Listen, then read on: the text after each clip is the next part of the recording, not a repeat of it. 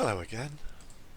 So yesterday I posted a video, day 32, and I talked about the little swirl of cotton wool that the queen has probably pulled out, and I said that the reason that I thought that the pupae were likely to be there was because they'd use those as the anchors to form their pupa. And I had a comment on it, so at least one of you's interested. So I thought what I'd do is I'd try and actually get some footage of a larvae turning into a pupa. And so I hunted around my nest until I found one that was pupating at the moment.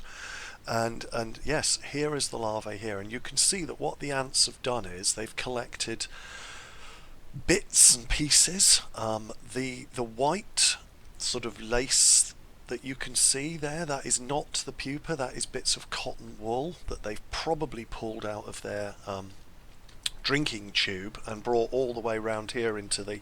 Actually, this is about as far away as you can get from the drinking tube, so my guess is this is at least a 30 centimetre walk that they've brought that. And I think there's also bits of sand in there that they've carried in from the outworld.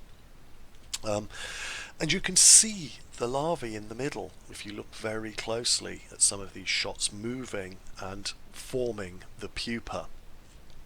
And yeah, like I said, the reason they need this junk is it acts like a scaffold. It's anchor points for the pupa for the larvae to anchor the threads to start to form the tube-like shape. And they will use anything. They will use your hairs if they fall in. They will use bits of dust or anything they can get their hands on. I was going to say, but they haven't got hands. But anything they can get hold of, they will use. Cotton wool. When they're in the test tube, one thing that you will sometimes notice is that they will create a little pile of cotton wool separate from the wet cotton wool. They'll rip strands out, and further down the tube they'll create this little pile of cotton wool. And I suspect it's for this reason.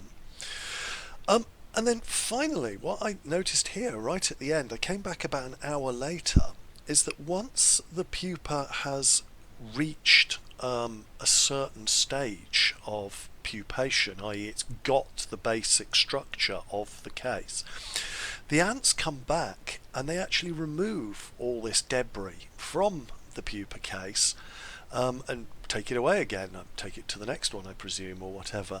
And you can see here now there's about, well, the rest of the footage of this video is them clearing this pupa case down.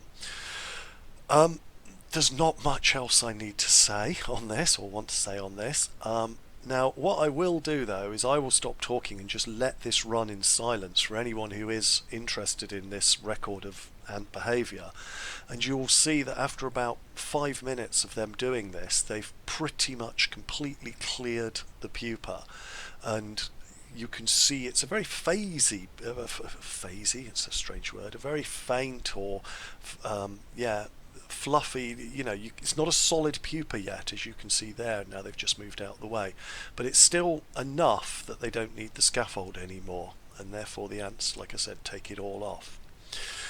Thank you for watching, and I hope you enjoyed another little snippet of ant behaviour. Goodbye everybody.